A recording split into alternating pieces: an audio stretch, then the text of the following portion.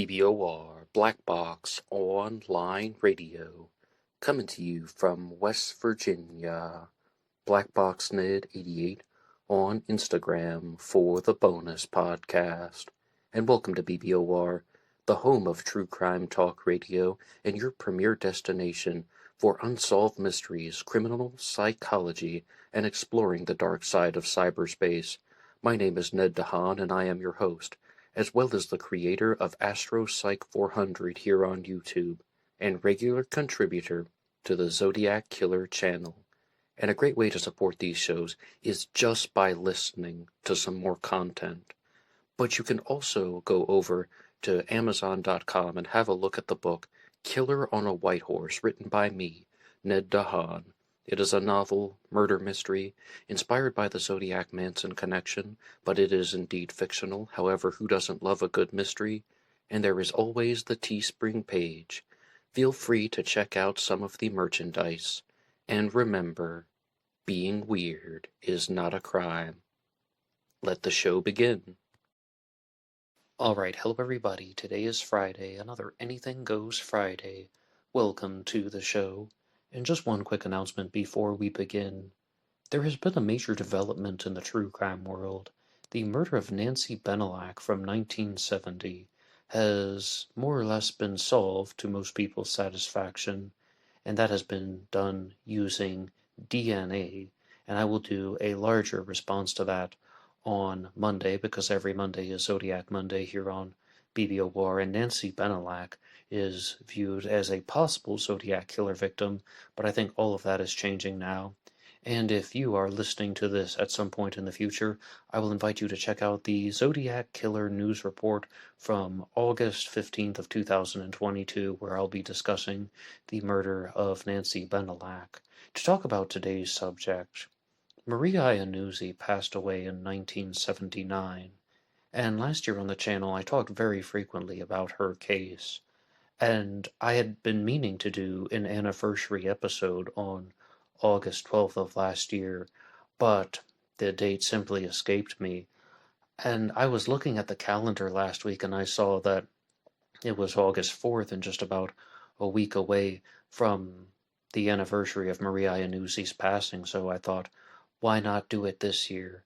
So this is not going to be an episode that is going to reinvent the wheel or share an enormous amount of groundbreaking discoveries, but rather it is done in a way of tribute and saying, rest in peace to Maria Iannuzzi.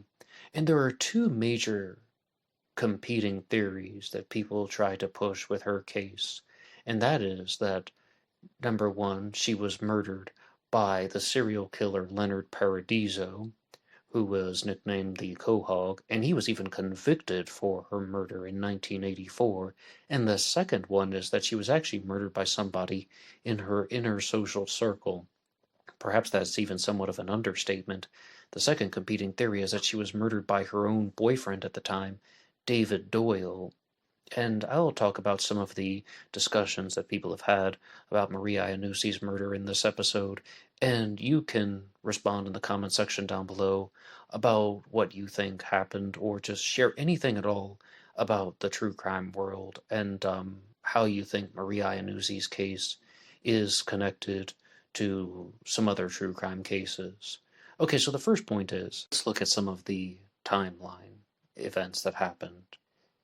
On August 11th of 1979, there was a wedding that took place, and Maria Iannuzzi was attending the wedding with her then-boyfriend David Doyle, and he ripped his pants. I believe that's actually at the reception when that happened, and he was very upset about that, and there's some back and forth discussions that go on, and somebody encourages David Doyle even to leave the wedding reception. But Maria Iannuzzi wants to stay around, and there's going to be a house party later on, which Marie then attends. Now, this is the part that gets important for the theory of the prosecution. Marie is driven from that house party to a place called the Cardinales Nest Bar in Revere, Massachusetts. She is driven there by a woman named Candy Wyant, who was the girlfriend of the prosecution's suspect, Leonard Paradiso. Now, She is dropped off at the Cardinale's Nest bar, and then Candy drives back to the house party, and then at some point later on, they realize that there are these items in the car that they believe were the items that belong to Maria Iannuzzi. So what they decide to do is they want to drive back to the Cardinale's Nest bar at some time in the early AM hours. Now it's past midnight at that point, and they want to get in touch with Marie. They didn't have cell phones at the time, and they want to return them. But this is something that is very important. Maria Iannuzzi was seen with Leonard Paradiso on the night that she disappeared before her murder. And Leonard Paradiso was actually seen holding the door for Maria Iannuzzi so she could exit the Cardinale's Nest bar, which, as I understand, was rather close to her home. Because that was one of my initial questions. Well, okay, well, if they didn't take her home, then how did she get home? And as I understand, it was only a couple of blocks. It would have been walking distance to get to her home. But Marie leaves the bar and she's never seen alive again by anyone who was able to corroborate any type of story. I'm sure the real killer knew what happened to Maria Iannuzzi. Later that day, okay, we're going in about 12 hours into the next day. In the late afternoon, Maria Iannuzzi's body is found on the banks of the Pines River in Massachusetts. Now, I apologize for misstating this in a couple of previous episodes. I had said the Pine River, which is much farther north in New England. This is the Pines River, which is a tributary of the Saugus River in Massachusetts. And she was found not wearing shoes, not wearing stockings. She was wearing a one-piece leotard, and she had been strangled to death with her own scarf, which had been tied into a double knot. Now, I talked about this detail very frequently ever since I learned about the murder of Marcia King, who was previously known as the Buckskin Girl, until what? DNA allowed for her identification, and that was discovered back in 2018. A lot of things can happen with DNA. So, if someone is found in a different location, but they are not wearing shoes, that can suggest that they were murdered by someone who was in their inner circle. They were murdered in a domestic setting.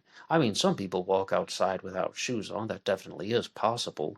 But more often than not, that suggests that someone is in a place that is familiar to them. Usually it means that they were at home and some type of argument kicked off, and then somebody responded in a very destructive way, and that led to the person's murder. Absolutely terrible things.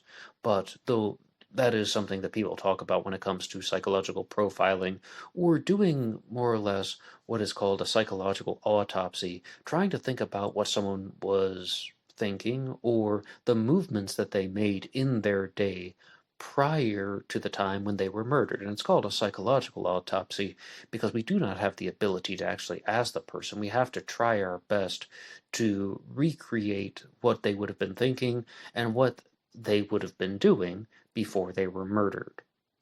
So some of the points that are in favor of David Doyle, Marie's boyfriend, of being the killer are that, number one, he was seen with cuts and scratches on his body, which he said that he got from a cat.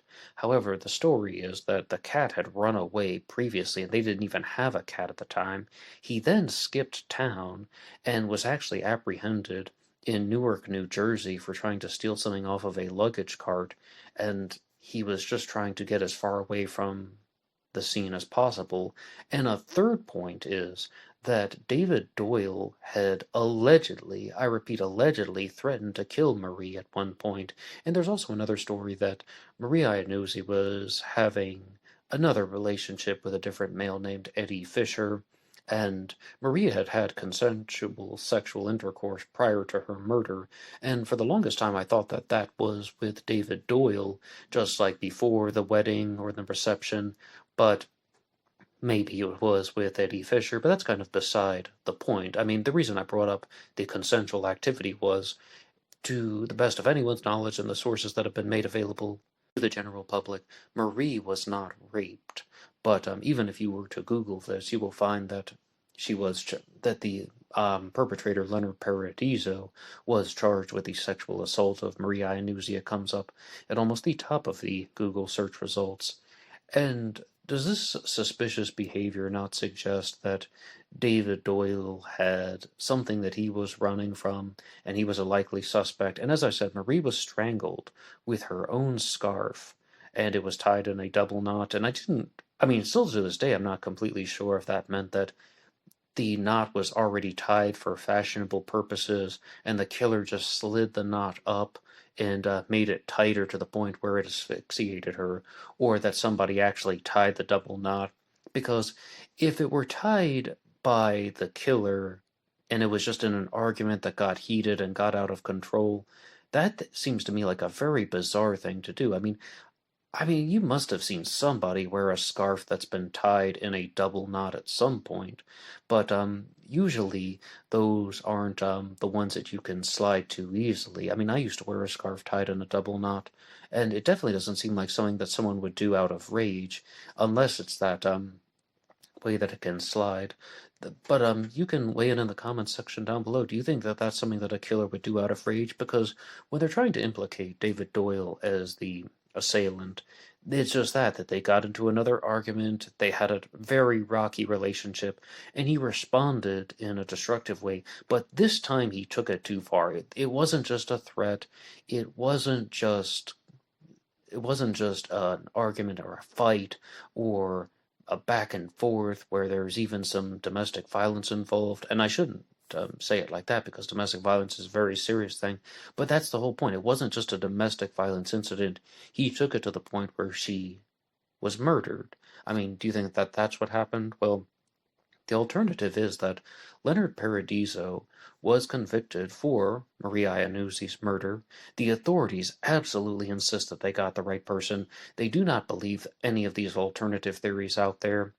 But this is important because the authorities believe that Maria Iannuzzi was murdered by the same person who murdered a woman named Joan Webster in 1981. Now, again, there are conflicting theories in that case, because some people, such as the writer Gareth Penn, believe that Joan Webster was murdered by the Zodiac Killer, not Leonard the Quahog Paradiso, but the Zodiac himself. And he has explanations that he has provided in his book Time 17, and the authorities also absolutely dispel any type of connection between the Zodiac Killer and Joan Webster. They believe that Leonard Paradiso was responsible. So let's hear a little bit about Leonard Paradiso from an article from the Boston Herald, and this one was written by Laurel J. Sweet, and it was published in 2018. He's taken a lot of secrets to his grave, said ex-prosecutor Timothy Burke, who believes that Leonard Paradiso, though he was never charged, killed a half a dozen women between 1974 and 1981, including a Harvard graduate student named Joan Webster. Now, you may have heard about never charged. Leonard Paradiso was convicted for the murder of Maria Iannuzzi in 1979, and the death of Joan Webster was attributed to Paradiso. Webster's long-suffering father, George Webster, would only say of Paradiso's demise, "He's gone, life goes on." Paradiso passed away in 2008 at the age of 65 from cancer. Ironically, a true crime tome by Tim Burke is his book, The Paradiso Files, Boston's Unknown Serial Killer. Diane Whiffen, a spokeswoman for the State Department of Corrections, confirmed that Leonard Paradiso died at 9:35 a.m. in 2008, and that he was in a correctional unit at Jamaica Plain Hospital. Burke believes that Leonard Paradiso was driving a gypsy cab and picked up Joan Webster at Logan Airport on November 28th of 1981 and crushed her skull on his boat, which was named the Malafemina, after threatening her with a toy gun.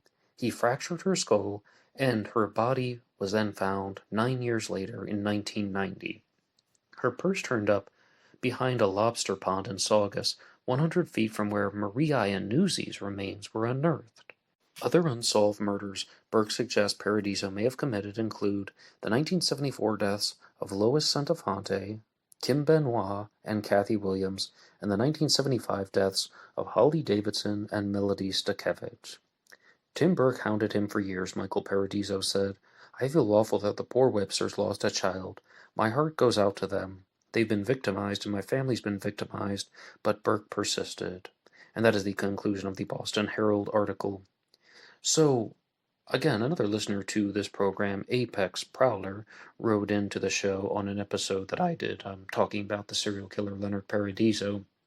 And he said that after reading Tim Burke's book, he was 100% convinced the quahog was guilty as sin for the murders that he was accused of. And Tim Burke even provided a statement for BlackBoxOnlineRadio at one point, saying that there's no doubt in his mind that Leonard Paradiso was responsible for the murders of Marie Iannuzzi and Joan Webster. And if you were to read Gareth Penn's book, Time 17, you will find an almost identical statement, even though they were made 35 years apart, more or less, maybe 34, 35 years apart. The authorities have not budged at all when it comes to making a statement about the case of Joan Webster or the case of Marie Iannuzzi. But with the story of Joan Webster, I would like to point out that there are a lot of conflicting reports in that one as well.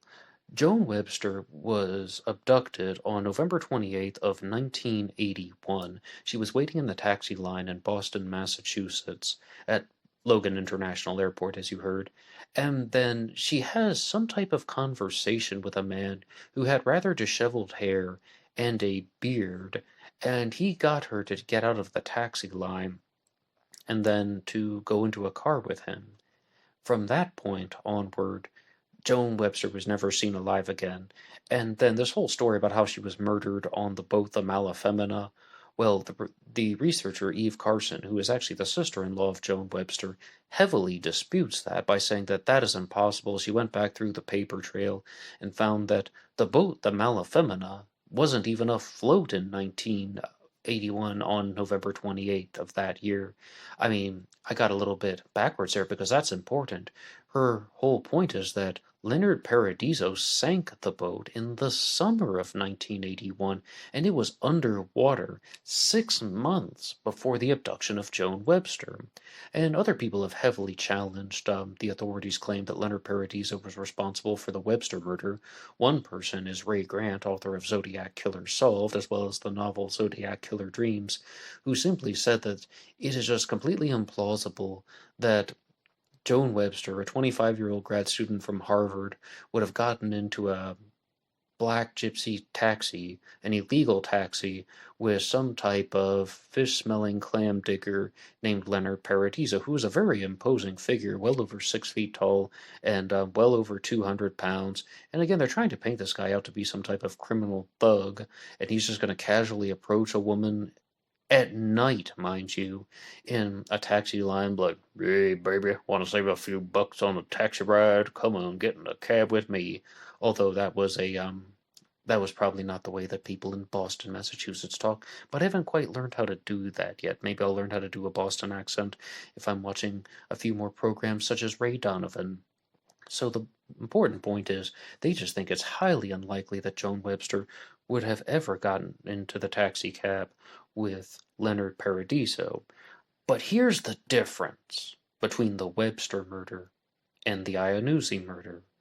Leonard Paradiso is one of the last people to have seen Marie Iannuzzi alive, whereas I still have not heard a single connection between Leonard Paradiso and Joan Webster. And as you heard, the whole thing about how they made up this story of, okay, he abducted her from the taxi line, he brought her onto his boat, and he was planning to sexually assault her, and he struck her in the back of the head.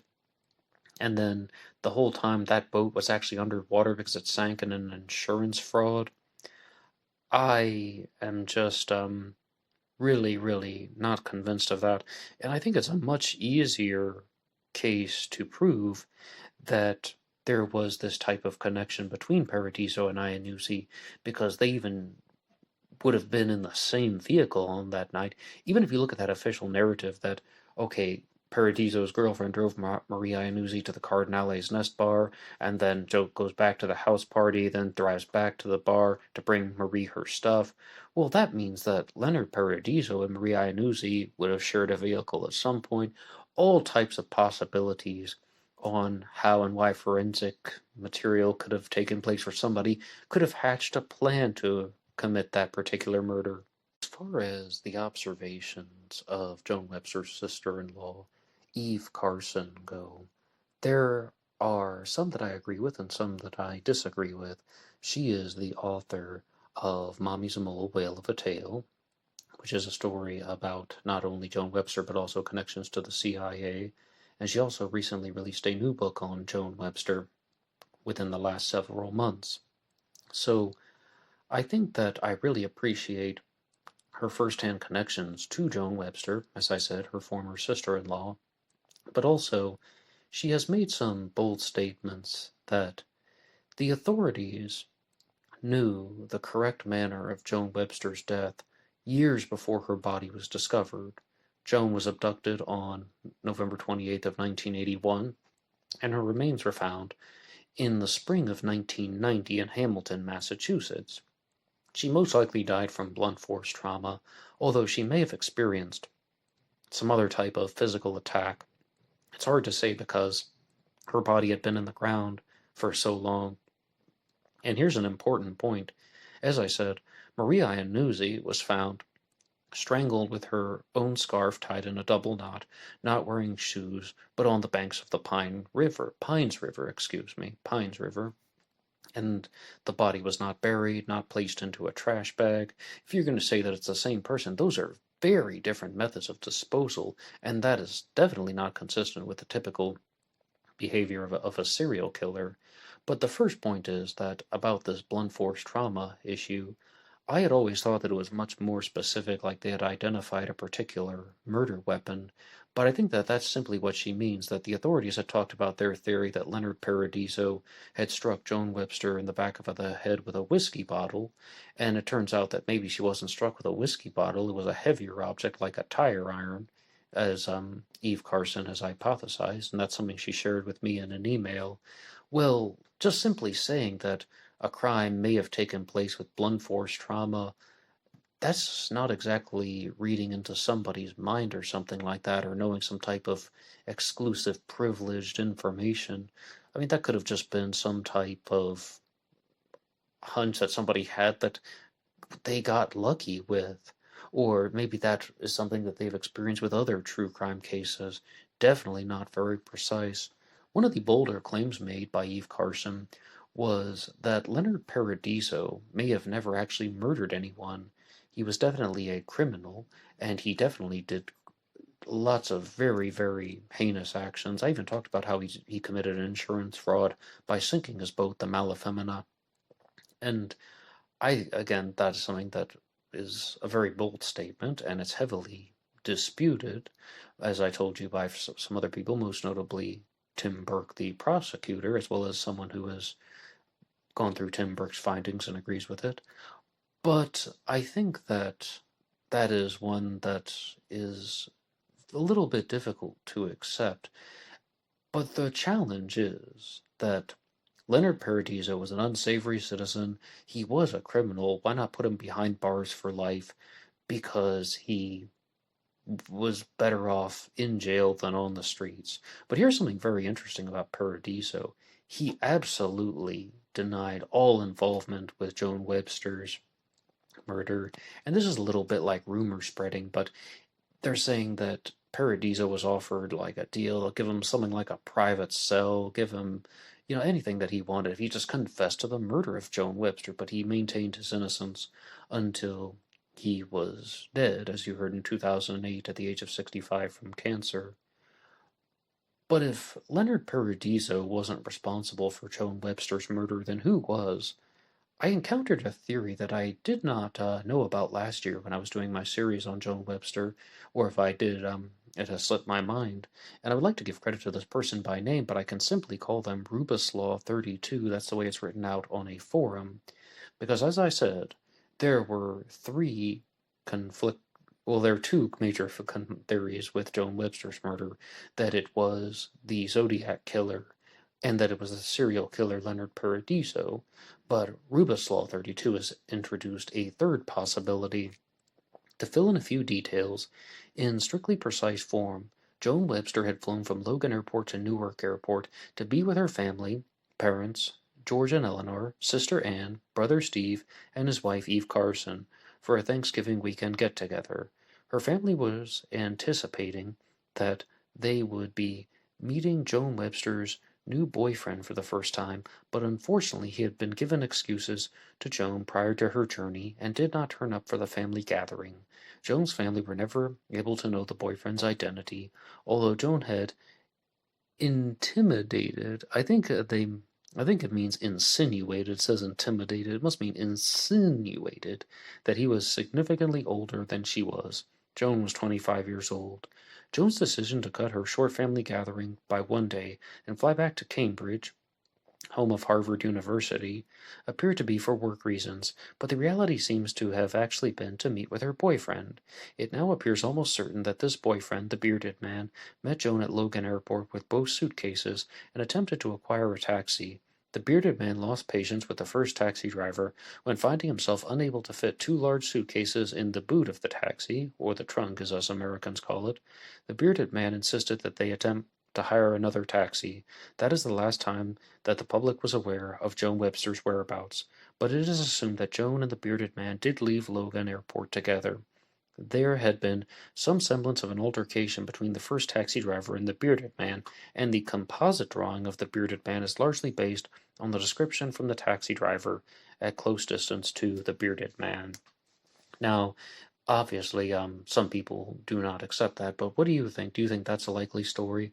The second story is that the bearded man is actually Gareth Penn, author of Time 17, who went on to become a Zodiac killer suspect himself, and that, there's also a Zodiac killer connection to Michael O'Hare, but maybe even a more famous Zodiac connection to Michael O'Hare being the murderer of Joan Webster, and a third one that was proposed by Eve Carson, as I said, sister-in-law of Joan Webster and a woman who has two books out on Joan's murder, has suggested that that is actually George Webster, Joan's own father, that he flew back for an unrelated reason. He was involved with the murder of Joan Webster. Now, I had so much trouble talking about that last year because even though I wanted to help Eve Carson share her material, I was just really trying to wrap my head around the idea that Joan Webster's own father would have set her up for murder. Now, things like that do happen, and as Eve Carson points out, George Webster did have connections to the CIA, and I even did an episode talking about the Webster's dark family secret, which I'm not even sure what it would have been, but it's rather in Eve Carson's hypothesis that the Webster family may have had a very dark and sinister secret which Joan had knowledge of, and somebody in the family, maybe even George Webster, would have gone to great lengths to silence Joan, even if it meant taking the life of his own daughter. And even as I say those words now, something about that just feels wrong to me. And I want to be very, very clear. That was something that was shared to me by Eve Carson. And last year on the channel, I really wanted to give her a chance to share her ideas and to voice her theories. And I'm the one who voiced her theories, and I do not regret that for a second.